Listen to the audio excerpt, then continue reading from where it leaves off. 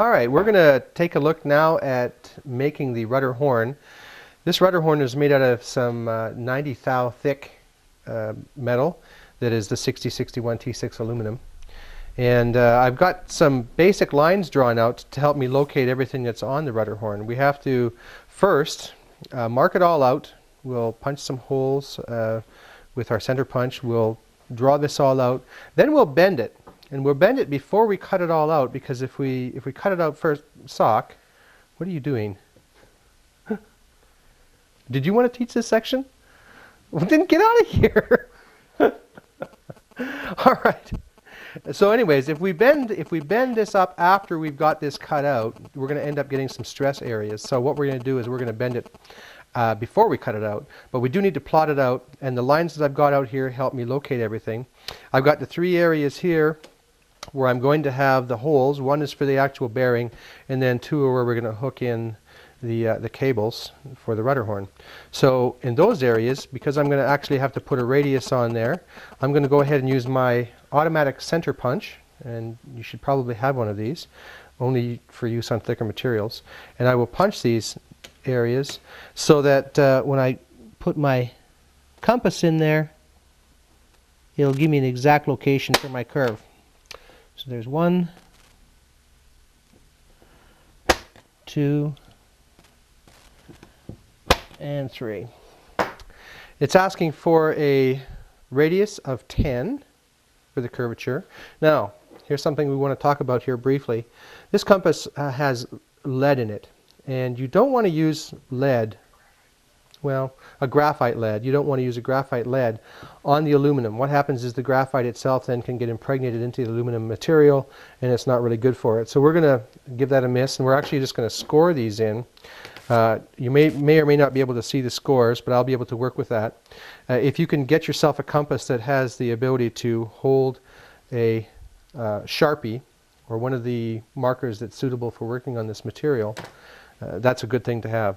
So I need to have a radius of 10, so I'll simply hold this on here and get my radius of 10. That should do it. And I'll put it in right into the hole that I've already made with my center punch and score a line that will be used to actually cut around after. That's that one.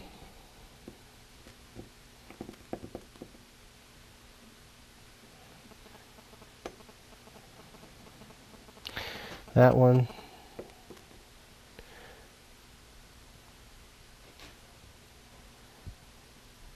And that one. Now, I also have to put to cut out some material, and I'm going to have a radius of 12 on that, and I've located the location for that here and here, and I can go ahead and score those as well. Now, I'm not going to drill a hole there, so there's no need to do the center punch. So I just need to have a radius of 12, so I'll set that up to 12 on here now.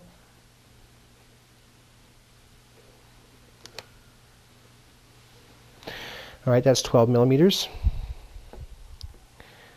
And I'll score that out of there. And the same for here. Now I can go ahead, since I've got curves there, I can go ahead and draw in my lines tangent to the marks that I've made, and that will finish drawing out the part.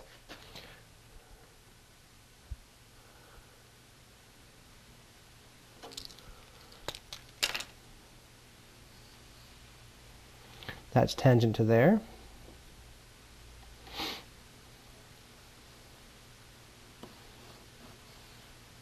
That's tangent to there.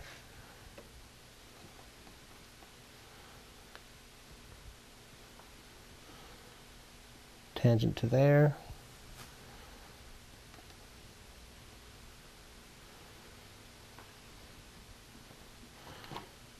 To there.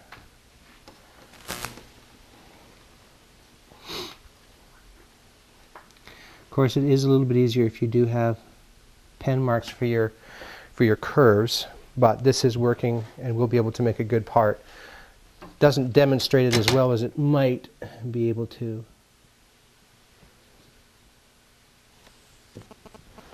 Okay, so now we have a part where you can't quite see the curves that we've got here. There's a curve there, there, there, there, and there. But you see the basic shape of the part is now the same as this. And what we're going to do is I've marked the bend line on here where we're going to bend this. So the next thing we're going to do is we're going to bend this metal to 30 degrees according to the plan. And once it's bent, then we'll go ahead and cut it out and drill the holes. Good. So now what we want to do is we want to take our piece of metal and we want to bend it for the rudder horn. I already, when you saw Mark doing some grinding, that's because I broke the brake. The brake doesn't like to do stuff like 90 thou, at least our brake doesn't. So what I'm going to do here is use our imagination a little bit. I have clamped my piece down on the bench. I transferred the line to the top so that I could see exactly how to line it up and where to bend it. So my bend line is now on the top of the piece because I'm bending it down. I've clamped it here. I'm going to use the end of the bench to go ahead and do this, and I'm going to use my trusty mallet to go ahead and bend it. In order for me to be able to try and find out when I've got my 30 degrees and when I've gone far enough, it's pretty hard to hold a protractor on here.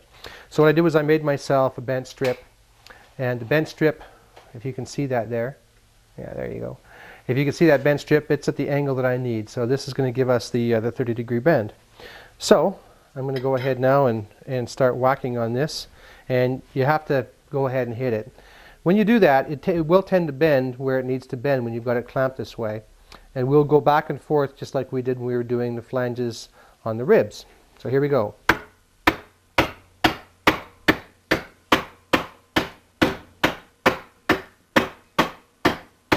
You can see it. It's starting to bend right now. I've probably got about 5 degrees.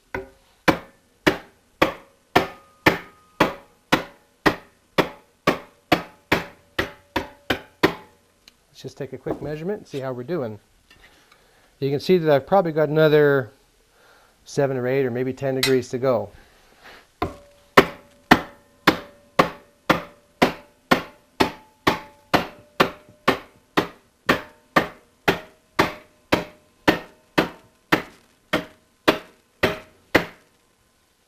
Take a look at that. Okay, I'm getting very, very close. I just need a tiny bit more. And if I look from one end to the other, I'll see that basically I have bent it fairly straight. In other words, I haven't bent one side more than the other. A couple more hits in the middle. I think we're just about there. And if you take a look there, you can see that I've got my 30 degree bend all the way across. So we'll take this off and I'll pull the part out and we'll take a good look at it and see that it's right on the bend for the bend line. Then we can go ahead and drill the holes, cut it, and shape it. And there we go. You can see there's the bend on the bend line. So we're going to be able to put our hole right there, and it should be pretty close. Alright, so what you'll see here is I've set this protractor to 30 degrees and we are exactly right on. So you don't have to have big fancy tools to do this stuff. You know, a couple of 2x4s and a bench and some clamps and a nice good hammer and away you go. We've got a really nice radius and we have exactly 30 degrees. So you can do it. Hey, Mark, what's the story with this tool over here? Well, you're going to find that we have and you've seen a varied amount of tools within the shop today. And of these tools, some are of a higher quality, some are of a low quality. And in building an airplane, if you're only building one, possibly 2 airplanes, and you're building it from plans, you really don't need the high-end quality tools. No? Nope. Actually, if you look over here, Mr. Sock, you will see a bandsaw. Oh, cool. Now, you've seen a different type of bandsaw earlier in the show, and that was used for woodworking. This is what we use out in the shop for metalworking. This is a combination bandsaw. It has a little table onto it that we can use for cutting stock just from the table. It's also, if we take the table off, it will also come down and use a gravity feed to cut tubing and metal work as well. This saw is made in China. It's not a high quality saw. You can get them at Harbor Freight, in Canada, Princess Auto. Then they're about anywhere range from $130 to $200, depending on America or Canadian where you get it from. It is a cheaper quality tool, and the price is evident. You get what you pay for on these. What I'm trying to get across is this tool is more than adequate for what you need for this job. You don't have to rush out and spend $1,100 on a good bandsaw. This will do everything you need to build your airplane, and then some. Few things are going to go wrong likely. These have little plastic handles on them for blade tensioning and blade guides, and the plastic handles will likely break off. In that, you can weld a little nut on here or weld a little T-handle on here. And so far, this one has done quite a bit of work. It's lived longer than I had expected it to, and it's working just fine. Even I go so far as to even install the cheaper blades. This is just a cheap $6 blade, and it tends to cut metal quite nicely. And I've had expensive blades on this machine. They don't last, a $30 blade won't last as long as two $6 blades. So I just tend to just keep a nice sharp cheap blade on here. Also, the drill press out in the shop is cheap as well. It's a $30 special that you would find once again at Harbor Freighter or other stores like that. And that's all I need out here. As long I've double checked it with the square and make sure that it does drill a straight hole. Sometimes you have to adjust the chuck just to make sure that it takes a little bit of prep work. But once it's set, that's it. That's all you need. And that will do the work you need. What do you think, Mr. Sock Puppet? You agree? Does it cut sock? Oh, it can cut sock nicely. Want to see? No! I'm going.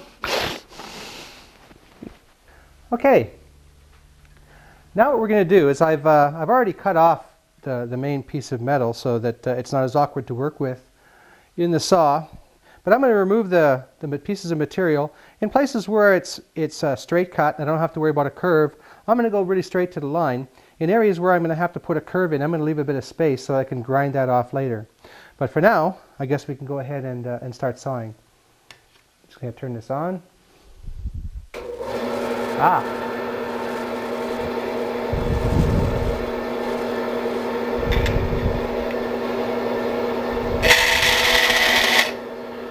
You may notice that this is going to be very loud, so the headgear is very important. By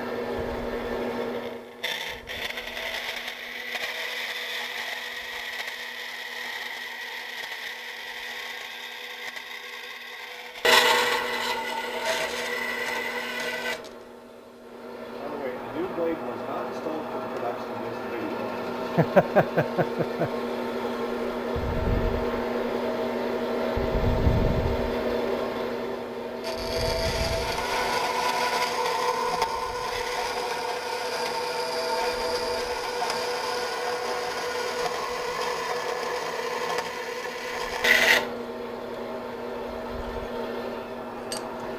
Now you may have noticed I actually, because I've got these carts curved, I can't actually start. You want to always keep the surface flat as you're cutting. So I started this way and then rotated as I went. And it actually worked quite nicely.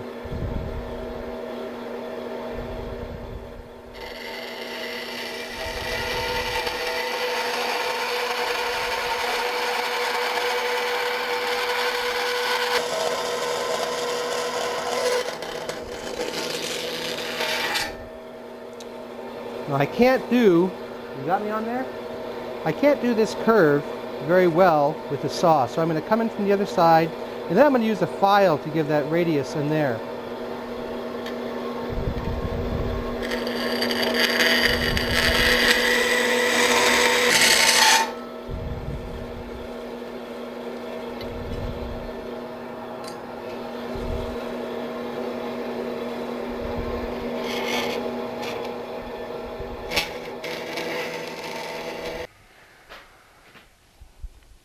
Okay, so there's a roughed out blank. So you see I still have to put a nice radius in here, a nice radius in here, finish off that and this, clean the whole part up, and then I can go ahead and drill my holes and I'll have a finished part.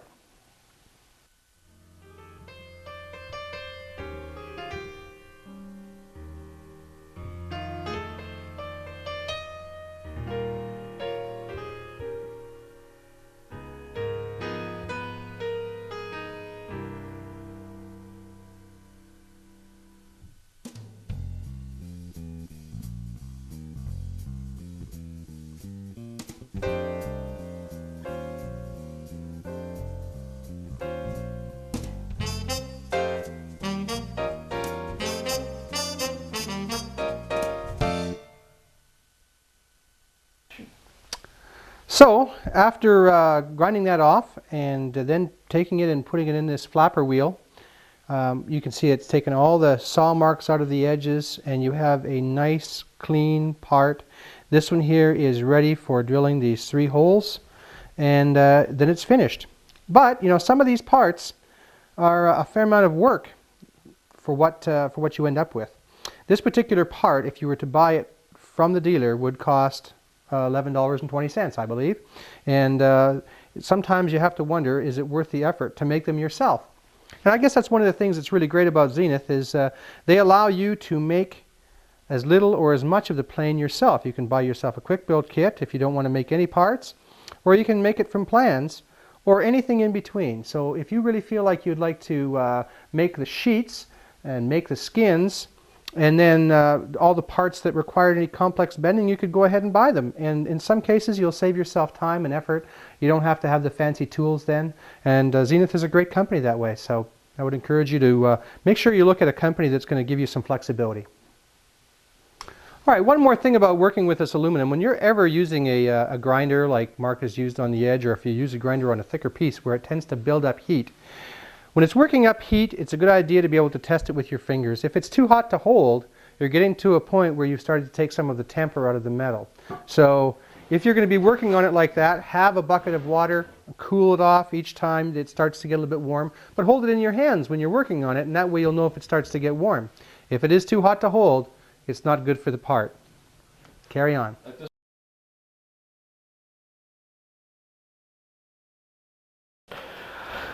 When you're looking at your plans, sometimes you have a little bit of a problem trying to find the exact dimensions of the part you want to make. In this particular case, we're making the rudder rear skin. It's 16 thou, that's the thickness of the material, 6061, and we realize there's just one required. And it gives us a little information on the trailing edge here. But some of the information you do have to find is the measurements. As you can see, shown on here, it shows 1220 millimeters, so 4 feet roughly. And it shows also a 90-degree bend here and 90-degree bend there. It also gives us the developed length of the bottom is 1110 millimeters. And that's from this edge on the spar to the back to the edge of the spar again on the other side, and that's in flat form. But we also find it up here as well. So the developed length up here is 650 millimeters.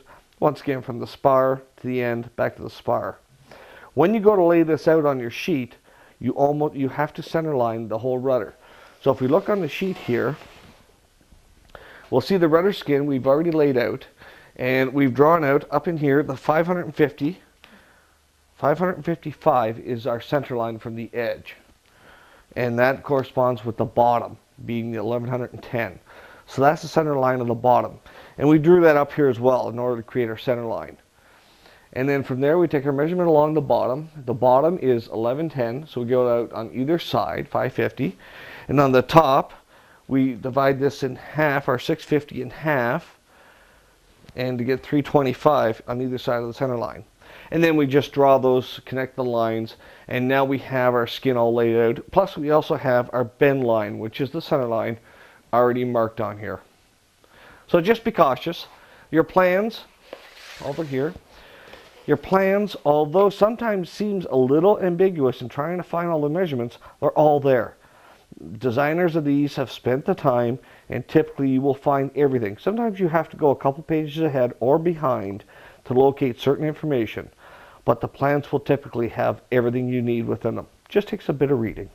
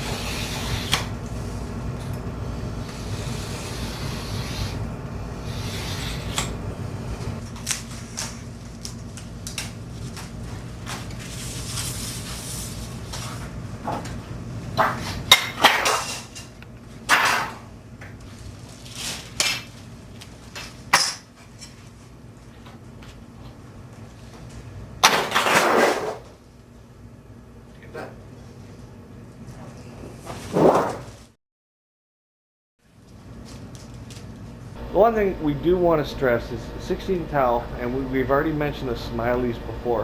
When you do go to pick up 16 thou, the worst you can do is allow it to bend in two different directions. It's picking up like this and allowing it to bend over. When you do pick up 16 thou, put a bit of a bend into it right away so you can control which way it's going to go. Once there's a bend into it, it's not going to flex the other way. I can walk with this anywhere now the way it is, as long as the wind doesn't catch me. And when I lay it down, same thing. I keep the bend into it and I lay it down. I don't allow it to go two ways. And in that, you'll reduce the amount of chances for smiling.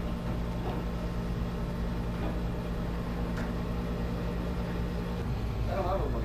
Oh, you're not going to talk. No, this is soundless. Gotcha. All right, you go ahead.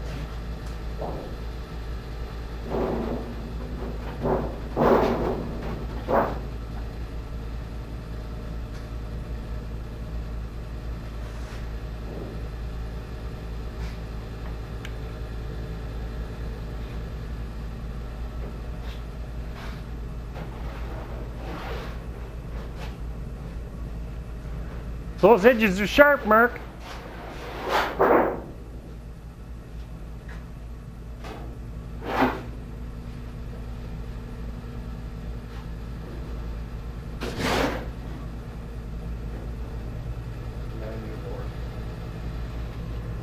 So we've already bent this to the brick. We've put in a pre bend in here. Now we have to finish it off. A piece of plywood or this little 2x4 will do the trick quite nicely. I'll just bring it down a little bit, work it in a little bit.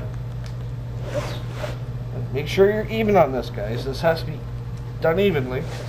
It does require a bit of force. If you're not careful, you will crimp the end and have to make another one.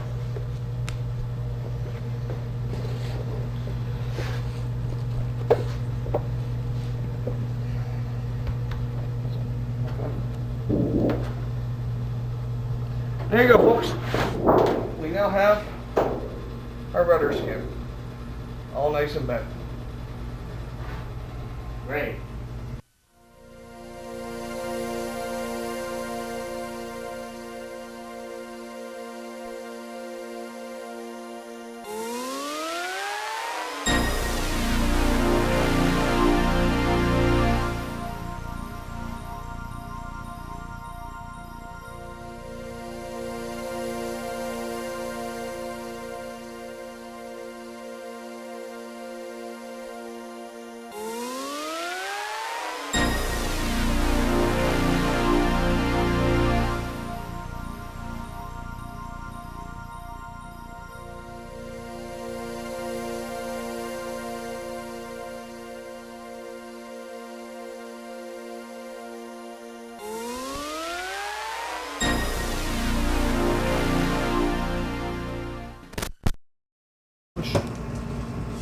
Right on the edge. That's good. I don't think we need any more than that.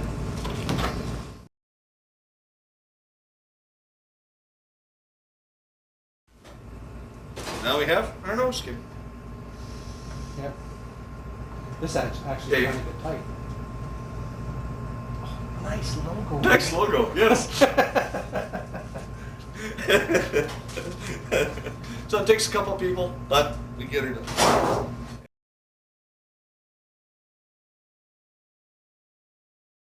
Okay, the one thing we haven't shown you, and we've pretty much dedicated most of our time here to making parts for the rudder of the CH701.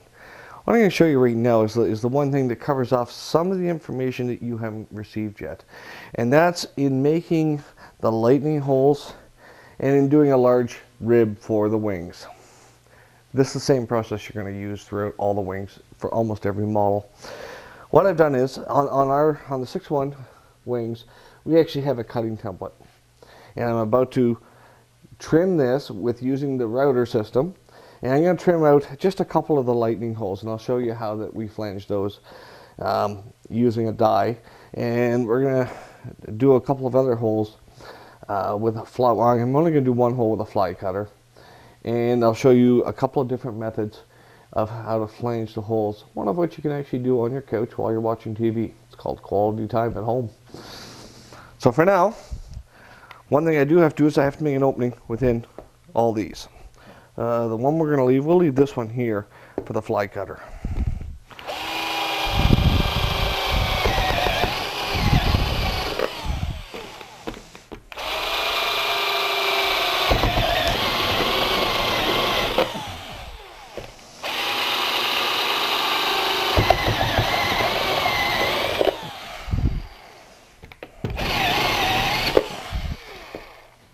This is a step drill that I've got in here right now, and it's called there's many different manufacturers of these now, and you get them fairly cheap, but it has different sizes and ranges. So as you go through, you can get up to the different size, just the one drill bit. This is a great tool. This you will use throughout all your construction, in stringing wires, in running holes for your guidelines, everything. And it's a very handy tool to have. We actually have 4 of these in the shop of different varying sizes. Now I'm going to trim this out using the cutting template that we have. And I'm using just a standard router, just standard woodworking router. Once again, a woodworking bit inside it. And it's a carbide bit. I do prefer carbide bits with aluminum. It works better. It's a higher quality tool. This gets exceptionally messy. I will tell you that right now. And excuse this router. It was bought at a garage sale for $5, so it does make noise. It wasn't caused by the using it for aluminum. It was that noisy when I got it.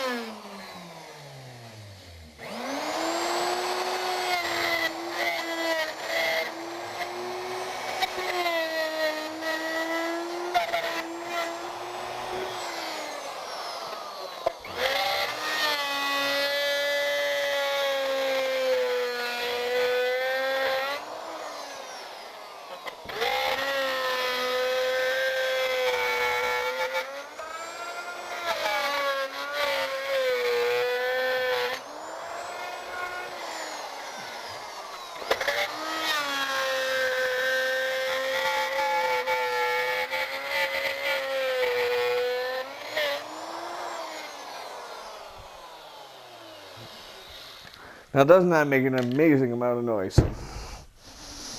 So there we go. We have it all cut the size that we need. And we got an awful mess to clean up in the shop now. When you do these, if you're going to use this type of a method to do these, and it's an excellent method if you're doing a lot of one type of rib.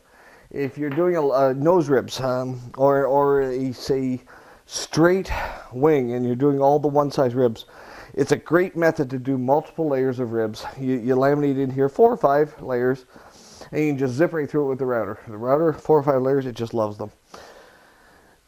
But if you can, get yourself set up with some type of box or some type of quarantine area, and then you won't have aluminum everywhere, which, as you can see, is everywhere right now.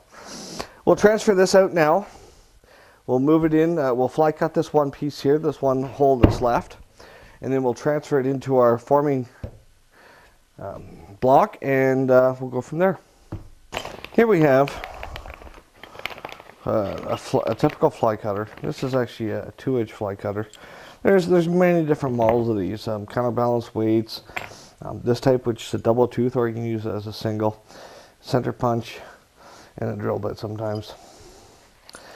If you're going to use one of these, a lot of people use them in drill bits and run them very, very slowly. They're very functional, they're very useful, they have their place. My personal preference is to not use these at all. I find these dangerous. In the several years and several models of these I've actually tried, I have exploded almost every one of them as they caught on the drill press. And once they catch on a piece of metal, you're either going to have these explode or have the piece of metal come in and do damage to yourself. So one thing to remember is definitely make sure your workpiece is secure if you're using these. I will still use these. I won't use them in a drill press any longer. I do use them in my hand drill. I set my hand drill down on the tension it takes to break out so this won't turn anymore. That way if it gets caught in here, I just hear a ratcheting noise and I don't have to worry about the bit being broken or pieces going flying. And also, you can also turn these by hand. You know, that's a very long process. You do your pilot hole and you drill it by hand. And there are other scoring models that you can actually do by hand. And they're somewhat nice, and they're definitely a lot safer. But for safety reasons, I no longer use these.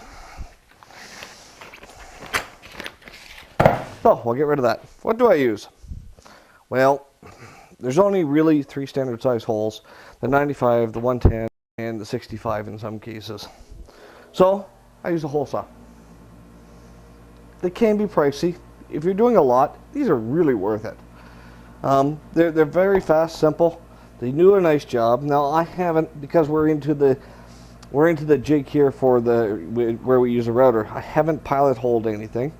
Normally, normally I'll have pilot holes in my form, and I will tend to cut these holes after I've formed everything. But in this case, we'll do it before.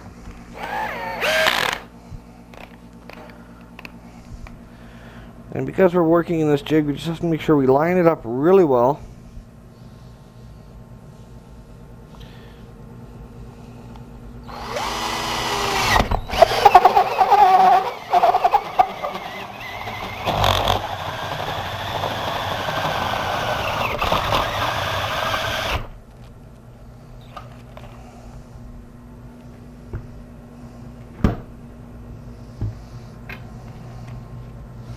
And that worked well. As you can see, hole's done, looks good.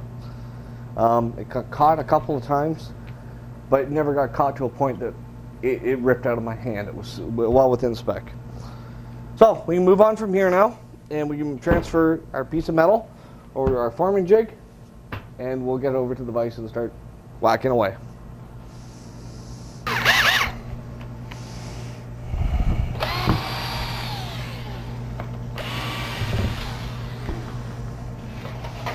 I got aluminum filings right down my back. They're down my neck, they're in my belly, they're everywhere. You really do need to wear smock when you do these types of jobs. As you can see on the table here, there's just an amazing amount of filings. The rudder does such a wonderful job. In fact, they're strewed all through the shop. They've gone everywhere in here. It's a little over the top, and that's why if you're going to spend a bit of time with the router, definitely do it in a box, some type of a box.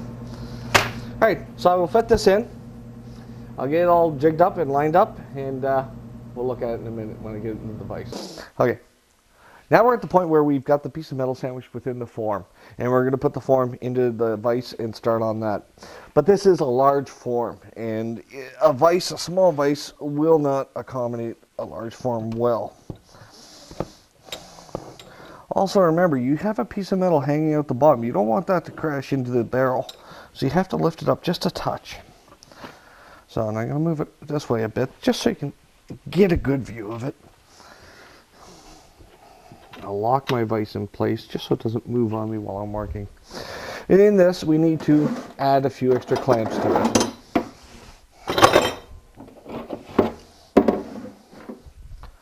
Okay, we are dealing with a large one. You're definitely going to want, I'm going to work on the top here. This will be about the first piece I'm going to work on. Get this in place. So I want to put a clamp into here. And you can see already that has pulled that together quite a bit. Now I do want to clamp this quite firmly. Once again, don't put the clamp too close to the piece of metal. That's what you're working on. That's the piece that you're really trying to get nice. So try and keep the clamp away from it. I also add, now that we've tightened up both ends, This is bowed a little bit, and you can see the metal's flopping in here. We don't want that. That's not desirable. So you can add the clamps in as well. Now I keep these fairly high at this stage. I keep them in between my reliefs, and if you notice, these reliefs are cut in a little deeper than the ones we've seen before. That's because we have a large span that we have to work with. It's a fairly big piece of metal. And I do believe this is the only one I have left. I was hoping I had another big one, but it seems to not be around the vise today. I think Mr. Sock ran off with it earlier. Is this one here? Oh. No, I'm pretty sure Mr. Sock ran off my other big one. So in this, and you don't have to be overly tight because I still want to be able to move these. That's the only thing I need with these, is to be able to just move them. I don't need to move them a lot, just a little bit. Once again, I start off with a very soft rubber hammer, and I just go towards me.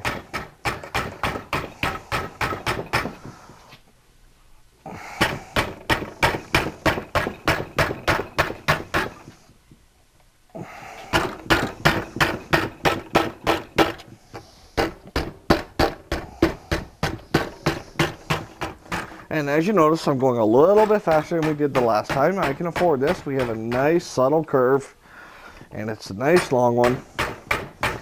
So usually within 3 runs, you can get most of the metal in the area where you want.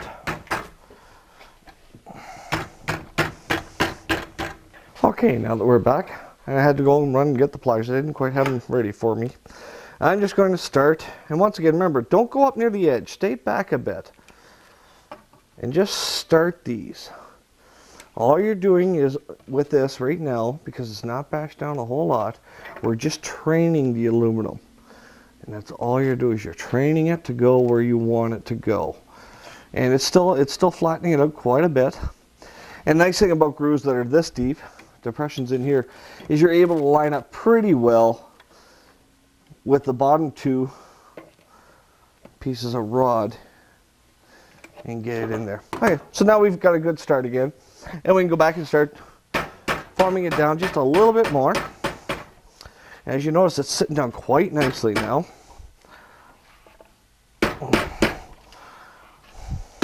It's not going to be perfect at this point in time. We still have one more pass after this likely, but we're getting really close to being done with the top.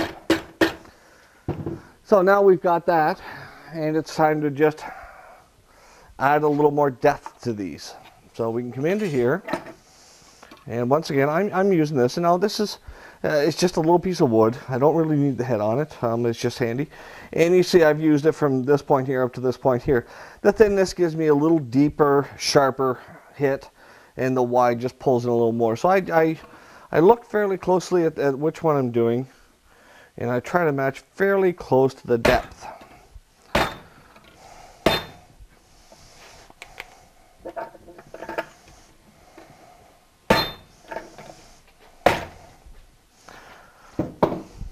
Now, by no means, or any stretch of the imagination, is this the only way to do this. There are as many different ways to do this type of work as there are people. We are showing you what we've learned over the years and what we use ourselves. This is our method. We are plans builders. We have been plans builders for a lot of years. And we derive pleasure out of building. I always have a project on the go in my personal workshop. We have our business hangar, and we do a lot at the hangar. And we spend a lot of time talking at the hangar as well. That's one of the great things about aviation, is it just seems to be full of wonderful people and wonderful stories.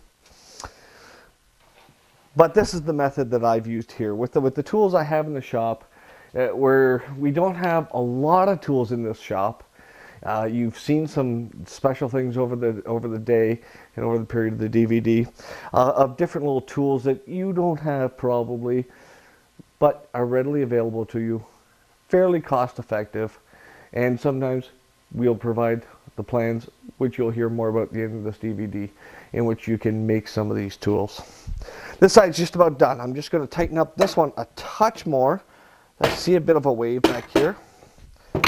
I'm just going to very lightly this time, because I don't need to do a lot.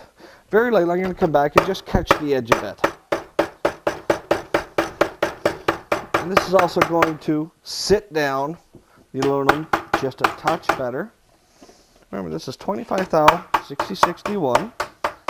It forms really wonderfully.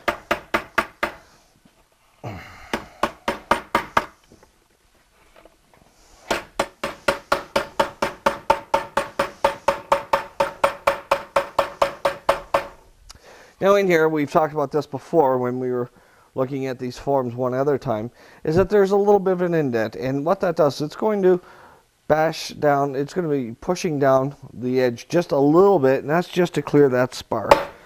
So we're just going to give that a little bit extra punch.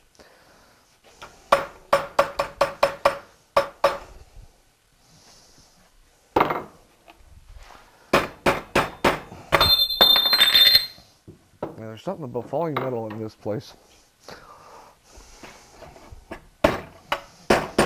And that's good. We're good with this one. We're all set to go here. I'm just going to take these two clamps off for now. I'm going to leave the end two clamps on until I get it situated back into the vise upside down.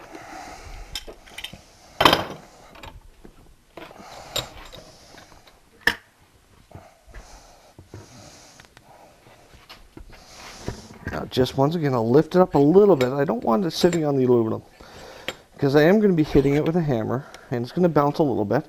I really don't want to mark up that aluminum. I spent so much time getting it nice and pretty. Why would I want to hurt it with a vise? Well, it's going to come in the middle of into the middle between the reliefs. And as you notice, the bottom doesn't have near the reliefs the top does. The bottom on this type of an airplane is quite straight. This being the 601 XL. And the top has a nice smooth curve to it. So we don't need to do a lot. In fact, we may not even use all the reliefs on this. Always double check. Make sure that the flange on the bottom or the top is the same way as the one you're going to attack now. Nothing ruins a rib more than having one flange go one way, the other flange go the other way.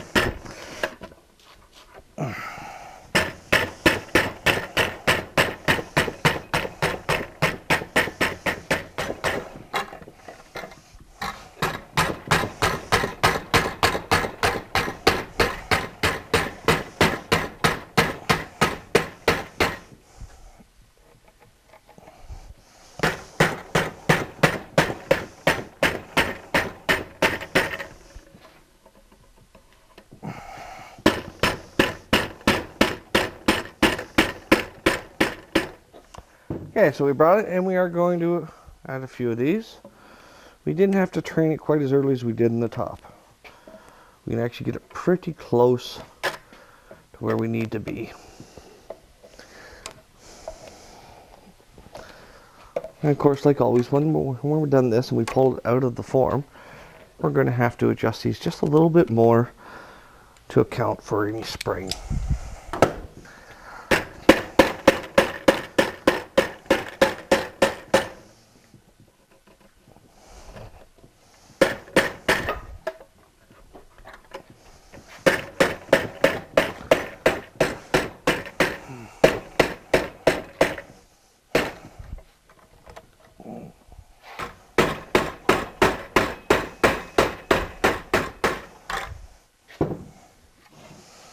And I am going to add just a little bit on some of these.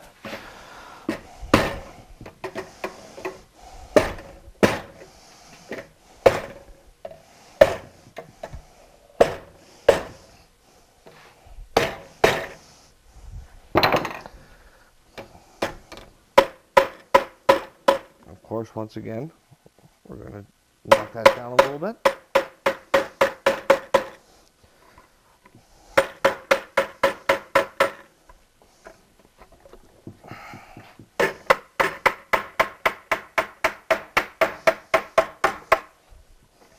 These ribs are really quite easy.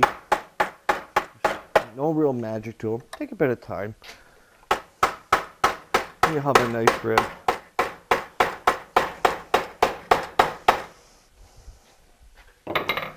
Now when you go to do your front flange and your rear flange, on certain planes be careful because sometimes they'll change which directions they go depending on how they're located within the spar.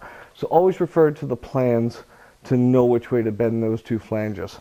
On this particular one, I have it marked on here. The spar flange is opposite of the rib flange. I tend to mark these on the forms themselves just in case I forget or I don't remember to quite check the plans. So I'm just going to loosen this clamp off a bit, move it down. If you find also that you've got a bit of an open area at the top here and it wasn't so much a problem here, you can always move a clamp up to that area as well. And we see this moved up a bit on us when we did that. So we're going to clamp this tight and just bang this a little more.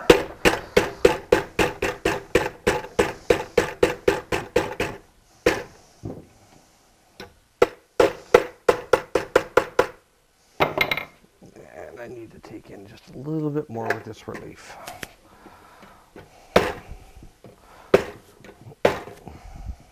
Good, that takes care of that. And we have to, of course, go opposite. So I'm going to release my, and this is one of the reasons why I do prefer a barrel vise. I have the swivel at the bottom and I also have the swivel this way as well. It's just for doing this type of work, and as well as for welding, which you get into later.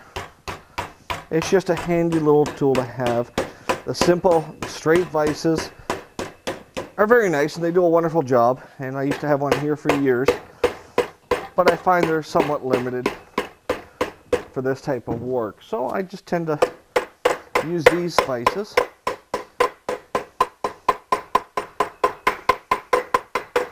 This one, in fact, is my second barrel vise in this spot, and I do have the one side located down, but the other side hasn't been drilled and located in spot yet.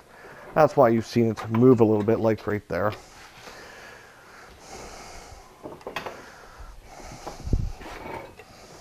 And of course, this one here goes the same way. So I'll release that a bit.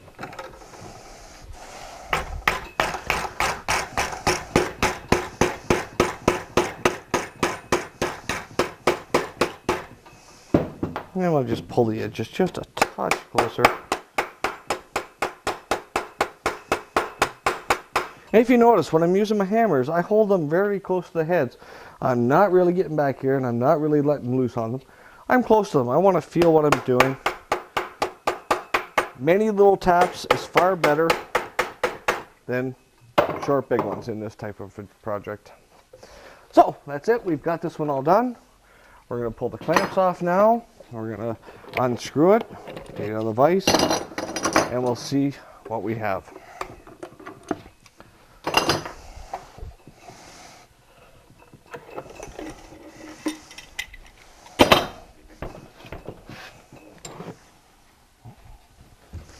One thing you never do is what you just saw me do. Don't use your hand to brush away little aluminum chunks. It is a sure way to get one stuck into your finger.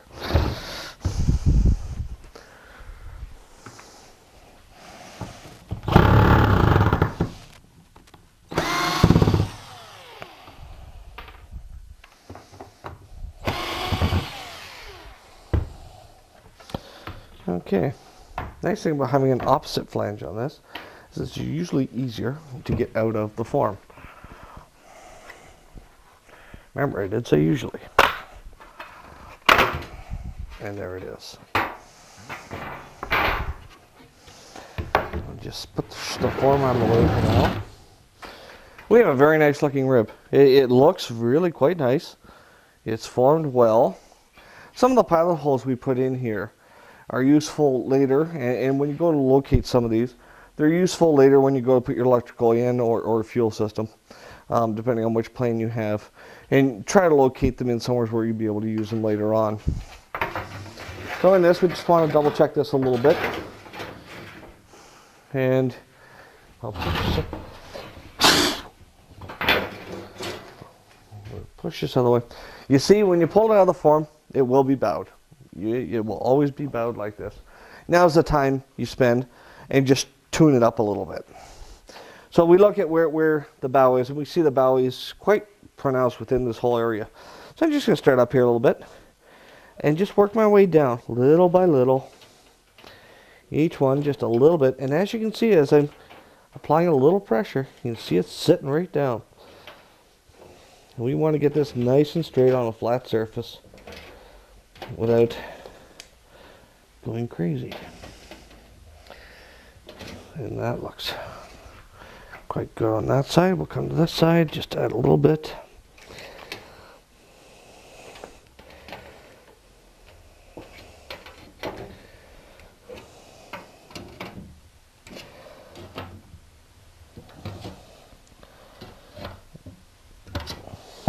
In there. That looks good. Looks nice and straight. We're happy with that. We have a nice looking rib. So from here now, we have some things we have to do. We now have to flange our holes. And in the flanging, it will add strength to the spar. The spar web itself is pretty weak at the point. The whole rib itself is quite strong in this attitude. But the web is pretty weak. We have a couple of options with this. Now we need to flange these and increase the strength of the web itself. We have several different methods we can do. This is usually for the edges of the skin, in which you can lock it onto a skin and pull it over. And you'll see on some airplanes where when one skin meets the other, it has a bit of a chamfer edge on it, so that when it's riveted, it's a nice flush piece, and it just seals up nicely. There's that. There's also the stick. It's a dual. These look like nylon bearings. They are. And what you do with that is, if you want the flange to be angled in, you just roll it around. And this is a bit time consuming. And increase the angle as you roll it all the way around. Every bit by bit, all the way around. The more turns you go around, the more of an angle you can put on, and then you get the flange. That's a great little method. It works well. It leaves a nice edge. And there's also the one you can sit in front of your TV, which is, this one's made out of aluminum. It's better quality if you actually make it out of a hardwood. And where you have the openings here, just maybe wrap a little bit of a strong rope or small twine. Even wire will work well. And with this, you sit basically watching TV with this in your lap, and you can come in and you can just grab the edge and work your way around. Just a little bit of a bend, a little bit of a bend, and you can actually work this all the way around.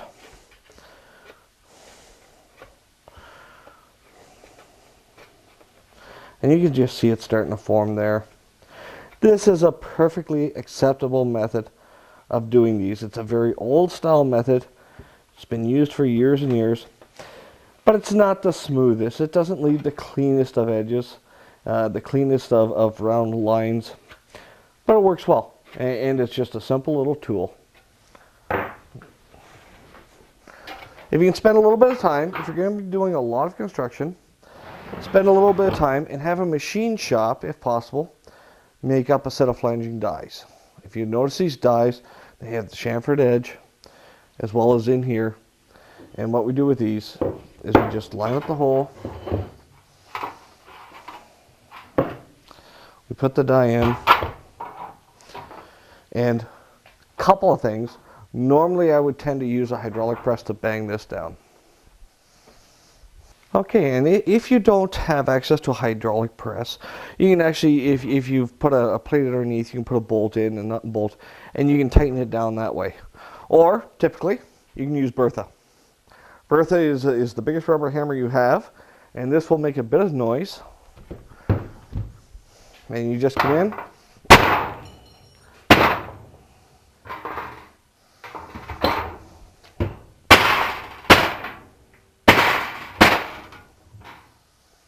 And of course, you get a very nicely flanged hole.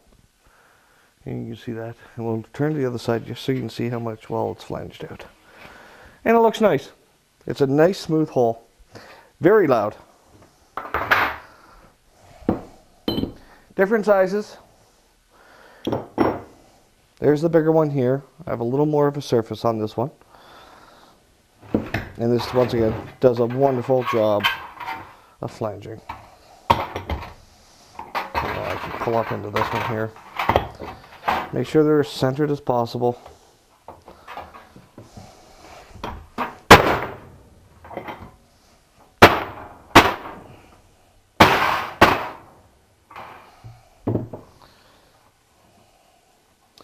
We already have 2 in here, and look at how much stronger this web has become.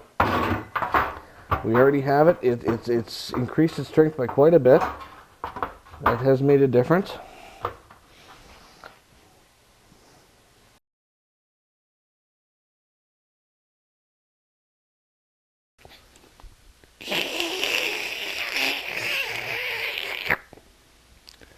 Hey, where'd all the brownies go? I guess I must have finished them all up. I better get the heck out of here. Hey, where'd the brownies go? Sock! A couple little notes about aluminum. I normally store my aluminum rolled up. It's a little more protected that way. Large, full 4x12 sheets I'll roll up and I'll shrink wrap all the way around it just to keep it in its nice form. It's protected better that way. And so let me unroll this for a second. Be careful with unrolling these, because when you get to the very last piece, it will want to spring, which also can scratch the inside surface.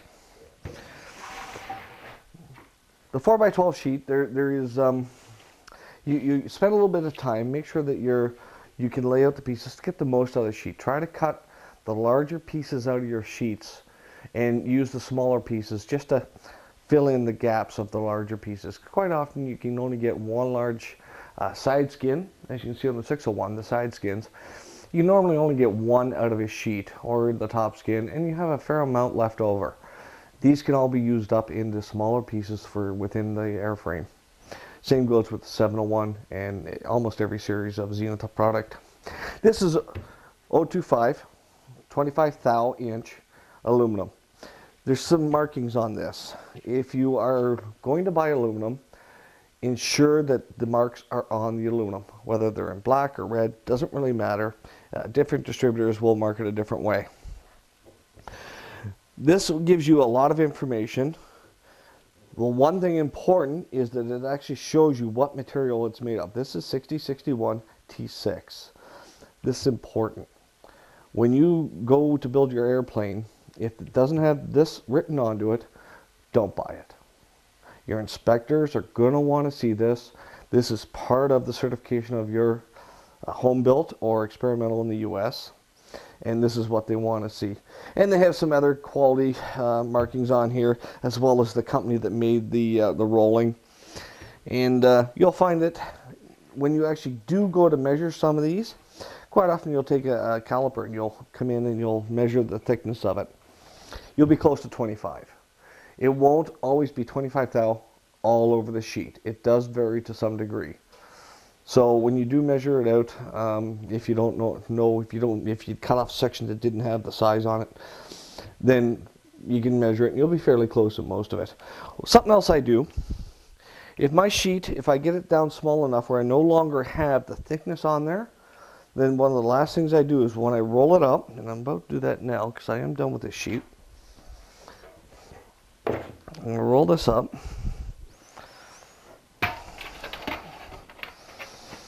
And it really, ideally, you should be wearing gloves with this. It is a metal. There are jagged edges on it, and you can get hurt if you're not careful. It rolls up fairly small. Make sure you keep control of it, because if you let it go, it will just spring out on you.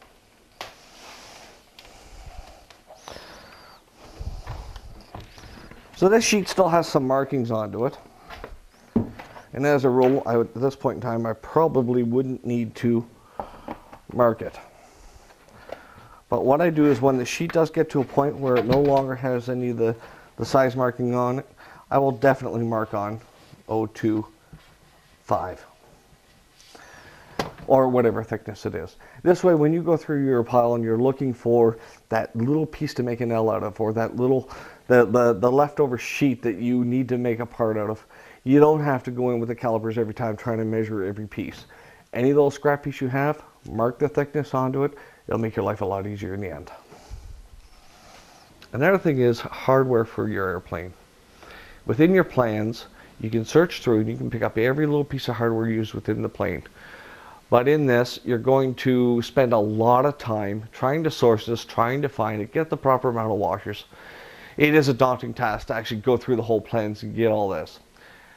This is readily provided for you from your distributor, from your manufacturer. In the case of what we do is with the, here we have one for the 601 XL, and this is a hardware kit. And this essentially is all the hardware necessary for this type of aircraft. Cost of this from the Zenith factory itself or from Kanzak Aviation is equivalent to trying to get this on your own. And in fact, you're probably going to pay more when you work out shipping and dealing with calling the suppliers, everything else. It actually turns out to be more if you try to source it yourself.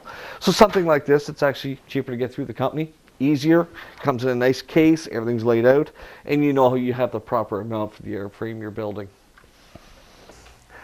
As we've talked before, typical woodworking equipment is absolutely wonderful for working with aluminum.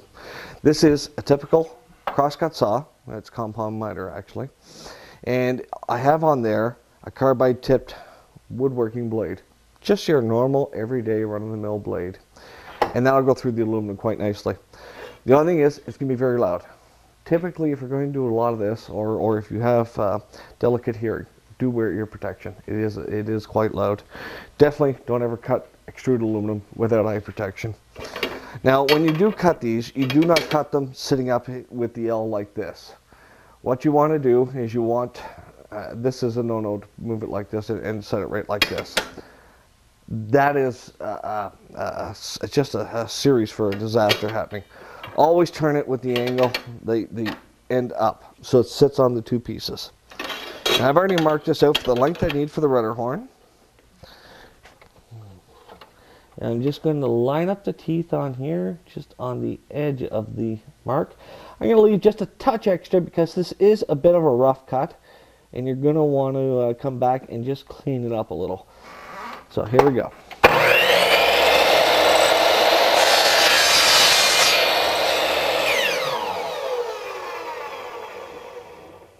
Don't race through it. Let it take its time and go slowly with it. And as you can see, it does actually a very nice cut.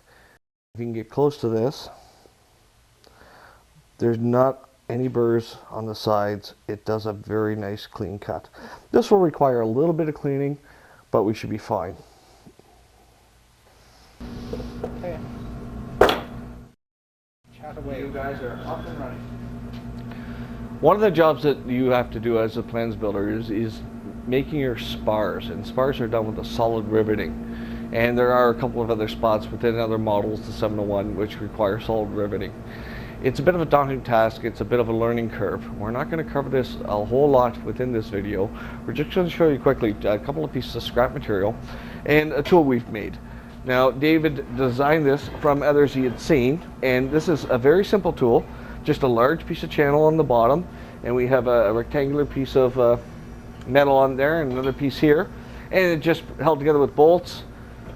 The critical part was to line up the hammer with the hole underneath, and one piece we did purchase was the forming heads from the aircraft supply store.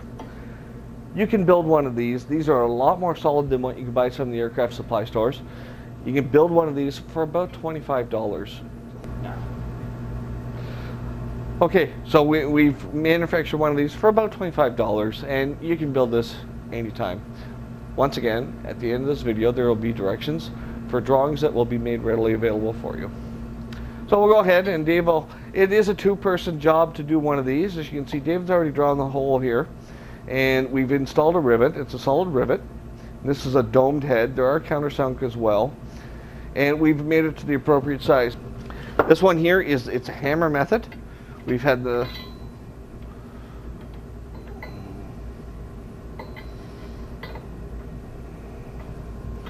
Wrong way. And we got a burr on that side. It's supposed to be taken down a bit. So there. When you're using this, it does ring out a little bit. It's worth wearing hearing protection. Yeah. Do that or not? No, I can move.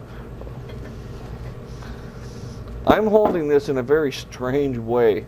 I would normally have held it over here, but due to videoing, we're going to move it like this. So this is an A4. This is an A4 rivet, which usually requires about 5 bangs.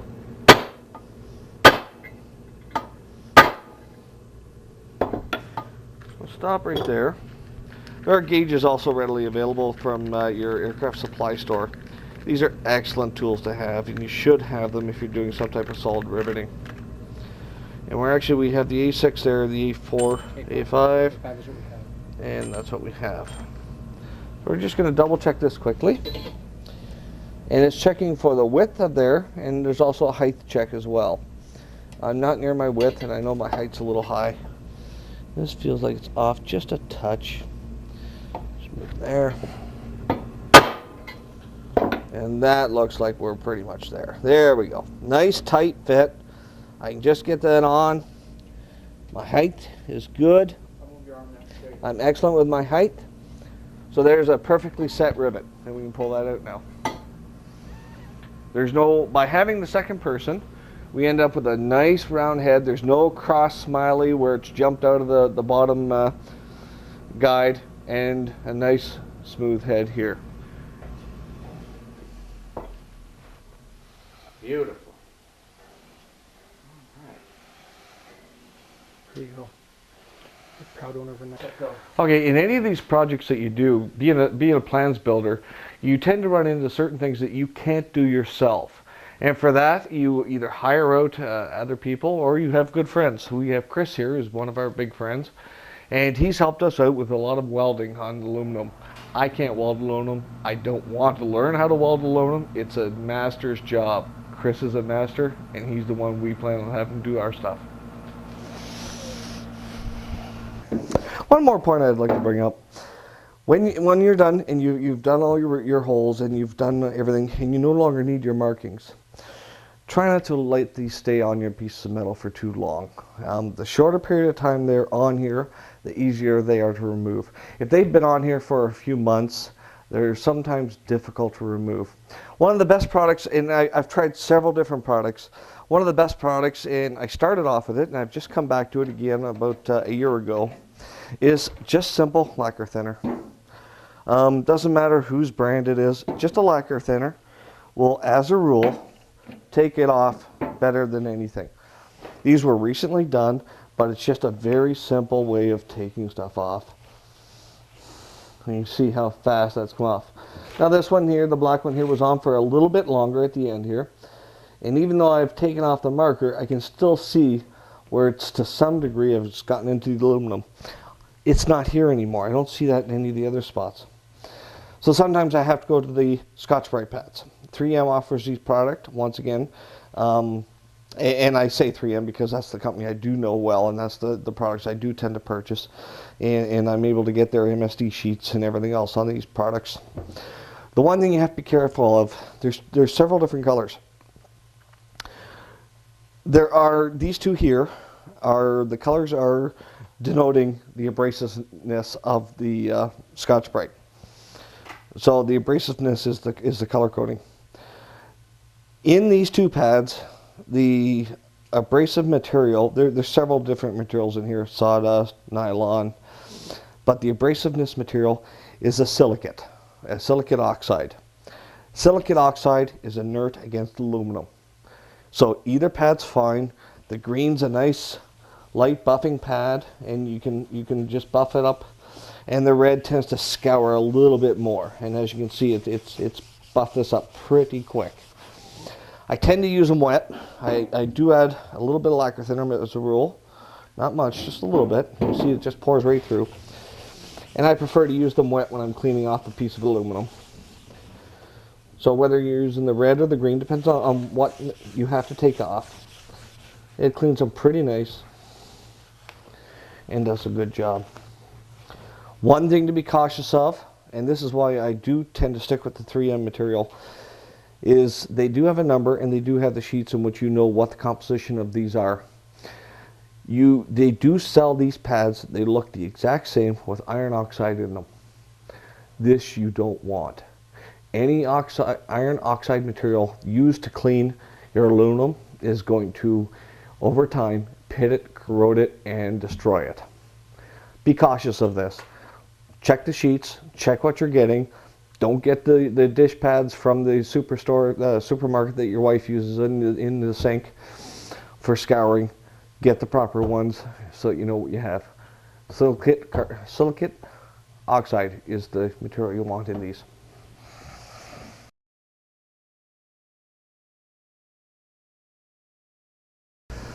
Alright, we've been asked to help out to make this video for a couple of reasons. Scratch building, plans building an airplane is a cost-effective way of achieving your dreams.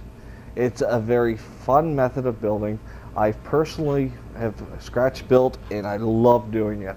It's something that I truly love doing and I've always been doing it. This is one of the ribs we finished today. And this is a scratch built rib, just as good as the one you would find if you got it in a kit. It's measured out perfectly. It takes a lot longer to make one. As we've done a few ribs already, from start to finish to make just the ribs for the day, it's taken us about 8 hours to make the forms and get everything ready. From time to time, we get calls. We offer tech support for any Zenith plan owner. We help out anyone whenever we can, in any way we can. And that includes plans builders. We're here to help you out. But occasionally we get the call in which some people have some problems. They've started on plans building, they've been helped by the experts within their area. And one of the ideas of this is to show you that some of the things you do learn from the experts aren't always good. So we've What in the heck is this thing?